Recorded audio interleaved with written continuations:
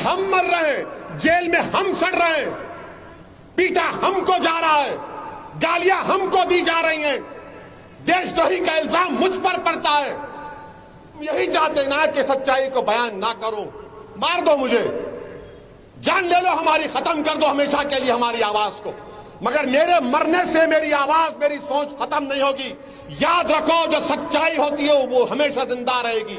जो झूठ रहती है इंसान के मरने के बाद वो मर जाती है, जो सच्चाई रहती है अल्लाह उसको जिंदा रखता है सुबह कयामत तक। मेरे अजीज दोस्तों और बुजुर्गों, ये माहौल मुल्क में बन चुका है। असद साहब बहुत अच्छे हैं, मगर हम उनके बाजू नहीं खड़े रह सकते। कई को भाई मैं खा जाऊंगा तुम्हारे को, नहीं आपके साथ दिखे तो उनका वोट नहीं मिलता, उनका वोट नहीं मिलता। यानी हमारा साथ होना मगर साथ में फोटो नहीं होना। भाई साहब याद रखो, ये तुम जो दूर दूर भाग रहे ना हमारे से, कहीं बहुत दूर तुम ना हो जाओ। प्यारे करीब रहो, करीब रहने से तुमको फायदा है, मगर पूरे मुल्क में ऐसी माहौल है, जितने सेकुलर पार्टियां हैं, चाहे वो आरजेडी हो, लालू की पार्टी हो, मुसलमान होना मगर मुसलमान बाजू नहीं होना। समाजवादी पार्टी है, अखिलेश को मुसलमान होना मगर फोटो में नहीं होना। कांग्रेस है, मुसलमान होना मगर दूर रहना। राष्ट्रवादी कांग्रेस है, मुसलमान है मगर दूर रहो। बीजेपी को मुसलमान होना ही नहीं।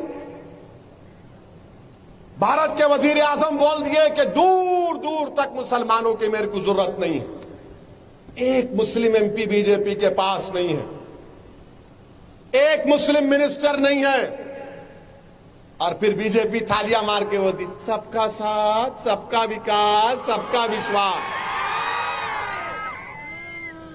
क्या ड्रामा कंपनी है भाई ये। मगर बीजेपी ऐसा कर रही तो सब सेकुलर पार्टी बोल रही नहीं नहीं नहीं, असद भाई अपने ही थे, मगर जरा माहौल देखो। आप माहौल क्या देखने का है।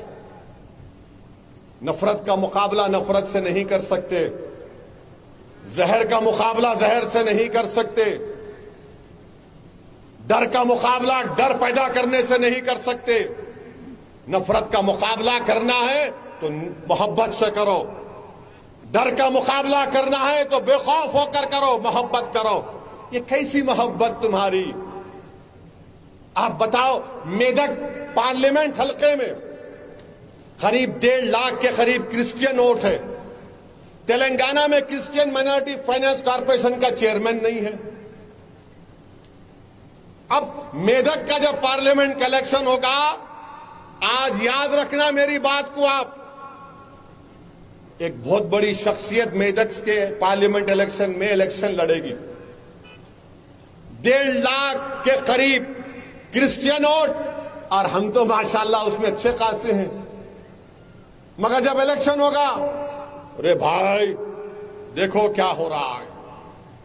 अरे मेरे दोस्त, बीजेपी की जब से हुकूमत बनी है, सबसे ज्यादा निशाना किसको बनाया गया है। गोश्त के नाम पर इखलाक को मारा गया, आपको नहीं मारा जाता। गोश्त के नाम पर पीलू रकबर को मारा गया, आपको नहीं मारा जाता। प्रधानमंत्री ने कहा कि कपड़े देखकर पहचानो, जेलों में हमको डाल दिया गया। देश के गद्दारों को गोली मारो डैश डैश बोले तो पुलिस की कस्टडी में हाथों में जंजीर है, गोली मार दी गई। 8-8 लाख की बंदूक है, 16 लाख की 2 बंदूक है जो भारत में बैन है, गोली मार दिए। अरे हम मर रहे हैं, जेल में हम सड़ रहे हैं, पीटा हमको जा रहा है, गालियां हमको दी जा रही हैं, देशद्रोही का इल्जाम मुझ पर पड़ता है। बताओ ऐसे माहौल में क्या कर रहे हैं लोग। नहीं, करीब मताओ, हम है ना तुम्हारे लिए। तुम क्या कोई पिक्चर के हीरो है, सुपरमैन की तरह यूं आ जाएंगे? कहीं नजर नहीं आते। हम तमाम से कह रहे हैं, बशमूल बीआरएस की हुकूमत से, याद रखो फिरका परस्ती का ये नाक सांप अपना सर उठा रहा है। अगर तुम इस नाग सांप का मुकाबला नहीं करोगे तो फिर नुकसान तुम्हारा होगा। अरे मैं तो 75 साल से लड़ते आया हूं। मेरे बाप दादा लड़ते आए, मेरे बाप दादा कुर्बानियां देते आए, मेरे बाप दादा अपनी जान और माल को कुर्बान किए। मगर तुम क्या कुर्बानी दे सकते हो? तुमको जिंदगी का खौफ, मुझे मौत का डर नहीं। तुमको जेल से डर, अरे हमको तो दुनिया हमारे लिए जेल है। बताओ, सोच लो हमारी बात को। 2024 में अगर बीजेपी को हराना है तो मोहब्बत अगर करते ना तो खुल के करना। ये खाली चिलमन के पास उन्होंने आए नहीं आए, चेहरा दिखा नहीं दिखा। अरे जब प्यार किया तो खुल के बोलो हम प्यार करते तुमसे। और मंजलिस की ये फितरत रही है, मंजलिस जिसको दोस्त बोलती दोस्ती निभाती, और जिस दिन मंजलिस कहती है कि नहीं दोस्त नहीं तो पूरी ताकत से मुकाबला करते। उस पोजीशन पर मत लाओ मंजलिस को, उस पोजीशन पर मत लाओ हमको। ये क्या हो रहा है हमारे तेलंगाना में? क्या हो रहा है बताओ आप? कैसे तमाशे हो रहे हैं? जगतियाल में हमारी बहन बस से बैठी है, झगड़ा होता है 2 औरतों का, खत्म था। पुलिस कैसा ही आता, आके थप्पड़ मारता उसको और खाली ट्रांसफर कर देते उसको। आप उल्टा उस बच्ची पे मुकदमा है, बच्चों पे मुकदमा है। अच्छा किए जो एहतजाज किए। मैं सलाम करता हूं उन तमाम मुसलमानों को जिन्होंने उस बच्ची कर जो तमाचा मारा, उस पर एहतजाज किया। मैं सलाम करता हूं तुमको। कुछ नहीं होता, डरने की जरूरत नहीं है। अगर तुम ऐसी डरते रहोगे फेसबुक को आके अरे छोड़ो निकालो। मगर क्या हो रहा है? बोले जा रहे हैं, गालियां दिए जा रहे हैं। हर कोई बीजेपी का आता गाली देता हमको। आईपीसी इस्तेमाल क्यों नहीं किया जाता उन पर? अरे नहीं नहीं, इधर ठहरो भाई, इतना जज्बात में मत करे। क्या जज्बात में नहीं आना? कानून नहीं है क्या? कानून का इस्तेमाल नहीं होगा? मेरे अजीज दोस्तों और बुजुर्गों, फिर आप आ जाइए। आपके जिले में हमारे सदर साहब लंबी एक लिस्ट बना के दिए कि साहब जरा बोलो इसके बारे में। सदासी पेट के रुकने असेंबली कांग्रेस के हैं, दिखते ही नहीं बेचारे। जग्गा कहां है तुम सारे जग्गे हमारे नहीं दिखते, हमारे एरिया में दिखते ही नहीं। इनको भी डर है, नहीं मुसलमान के करीब गया तो वोट नहीं मिलता मेरे को। हम क्या कोई अछूत है? हमारे को लगाए तो क्या, हाथ लगाए तो क्या तुमको कोविड हो जाता? नहीं नहीं, दिखते ही नहीं, गायब है उन्होंने। सदासी पेट की म्युनिसिपैलिटी 25 करोड़ का तरक्याती फंड। भाई आप सबको दो ना, मुसलमान इलाकों को भी दो। आप नहीं देना चाहते, मगर स्टीयरिंग मेरे पास है। खबरस्तान की 5 एकड़ अराजी बाउंड्री वाल के साथ दिया गया, मगर उसको इस्तेमाल करने के लिए और फंड होना, मगर नहीं। वो शादी खाने की अराजी, उसको अच्छा करना है, पैसे नहीं दिए जाते। सदासी पेट में हमारी बच्चियों के लिए उर्दू मीडियम डिग्री कॉलेज नहीं होने से तुलबा की तालीम तर्क हो जा रही है। खोलो ना स्कूल कॉलेज, डिग्री कॉलेज खोलिए। कलेक्टर साहब आप तो खोलो कम से कम। अच्छा, सदासी पेट में एक मुसलमान के राशन छाप है नहीं, है नहीं। अरे तुम तो मुंह खोलो, मेरे से मोहब्बत नहीं करते तो बोलो ना, प्यारे खुल के बोलो। एक तो राशन छाप दो।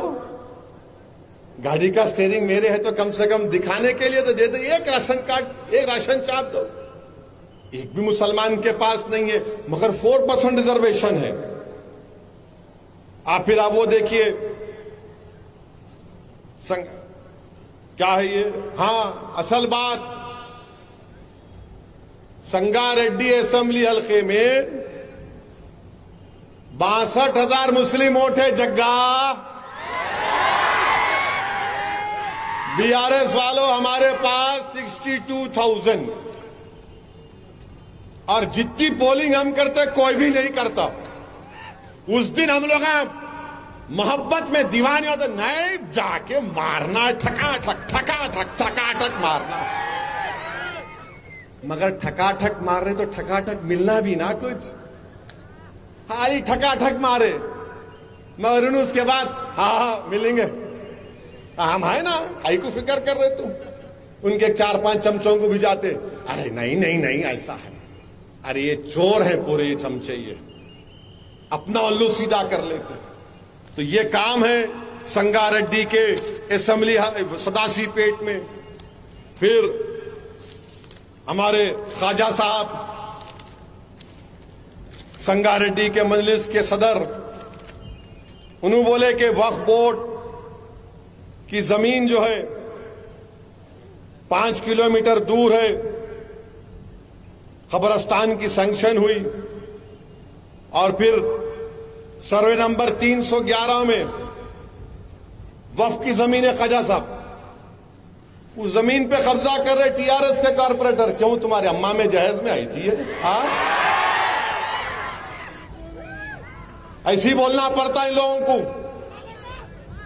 सर्वे नंबर 311 में वक्फ की जमीन है, वार्ड नंबर 16 में इनकी अम्मा के जहेज में आई थी क्या? वक्फ की जमीन है, तुम्हारे बाप की नहीं है, वक्फ बोर्ड की है। कैसा कब्जा हो रहा? वो रोकना चाहिए इसको। ये क्या है? यानी इलेक्शन आएंगे तो सब मिठे खट्टे बातें, तैयार हो जाओ बाप। अब यहां से शुरू होने वाला है भाइयों बहनों। अब इस जहीराबाद में हमारे सदर साहब बता रहे, इलेक्शन के वक्त 25 एकड़ जमीन मुसलमानों को कब्रिस्तान के लिए देने का वादा किए। 4.5 साल हो गए। एमएलए साहब इलेक्शन हार गए तो क्या होता मालूम आपको? आपको कोई पूछता नहीं, गली का भी उन्हें नहीं पूछता आपको। जो वादा किए पूरा करो आप। और फिर उसके बाद हमारे मजलिस के एक दलित कायद है, कोहिर मंडल से जेडपीटीसी का इलेक्शन लड़े, 1500 वोट लिए हार गए। एमएलए को जाके बोले एक दलित बंधु दो, तुम्हारे को दिए तो क्या फायदा, मेरे को अच्छा नहीं होता फायदा। ठीक है, हम याद रखेंगे, हम माफ जरूर करते मगर भूलते नहीं, याद रखो। ये आपका कारनामा है जमीन के ऊपर। आखिर ये कैसे होगा? मेरे अजीज दोस्तों और बुजुर्गों, मैं आपसे अपील कर रहा हूं कि इस असेंबली इंतखाबात में हमको सोच समझ कर अपने वोट का इस्तेमाल करना है। मैं आया इसलिए हूं कि आप तमाम से मशवरा करने के लिए, बुजुर्गों से उनकी राय हासिल करने के लिए, हालात का जायजा लेने के लिए। और हुकूमत का भी ये काम है कि हमारी ये बातों को नोट करें। मैं जो कह रहा हूं इसलिए कह रहा हूं ताकि आप जाकर हुकूमत तक हमारी बात को पहुंचाएं। और माशाल्लाह से जहां कहीं मेरा जलसा होता है वहां पर मोदी की तरफ से कदमी होता और रियासती पुलिस की तरफ से कदमी होता, दोनों लिखते साबिनु लव लेटर। ये है आपका सदुद्दीन ओवैसी, ये बोले आपके बारे में। आप सुनिए उस बात को, उस पर अमल करिए। भारत के प्रधानमंत्री से तो अब क्या बोल सकते? पार्लियामेंट का इफ्तिताह हो रहा, प्रधानमंत्री लेट गए। देखे फोटो आप? देखे? नहीं देखे? देखो ऐसा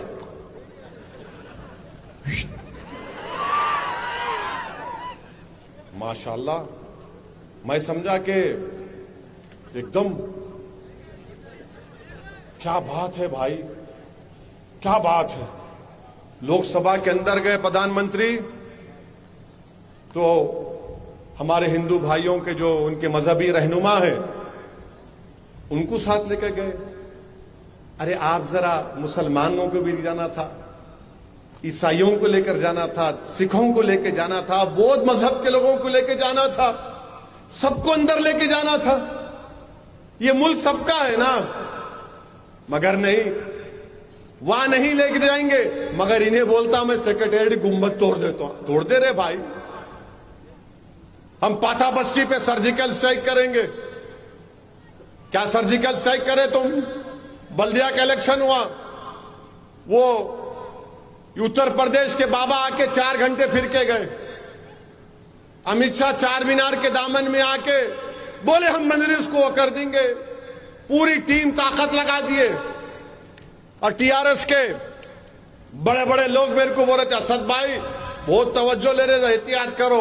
मैं बोला भाई साहब अपनी फिक्र करो, या ऐसा है कि जो पुल क्रॉस करा यहां पे माहौल अलग होता। एनटी रामाराव भी बोले थे, चन्ना रेड्डी भी बोले थे, चंद्राबाबू नायडू भी बोले थे, राजशेखर रेड्डी भी बोले थे, उससे पहले वेंगल राव बोले, उससे पहले ब्रह्मानंद रेड्डी बोले, बीच में नरसिम्हा राव बोले, पंडित नेहरू से लेके नरेंद्र मोदी तक सब बोल रहे। मगर आपकी दुआओं का नतीजा है कि अल्हम्दुलिल्लाह ये आपका इत्तेहाद का खिलाफ आज तक आबाद है और सुबह क़यामत तक सियासी खिलाफ का आबाद रहेगा इंशाअल्लाह ताला। इन सबको तकलीफ है, मां क्या करना, मां कुछ नहीं कर सकते। इसलिए नहीं कर सकते क्योंकि अल्लाह का फजल और करम है, अहले दिल की दुआएं हैं, सदकाए नबी करीम सल्लल्लाहु अलैहि वसल्लम का और आपकी दुआएं हैं। और हम मर मिटने वाले हैं, वहां पर दिन रात काम करते हैं।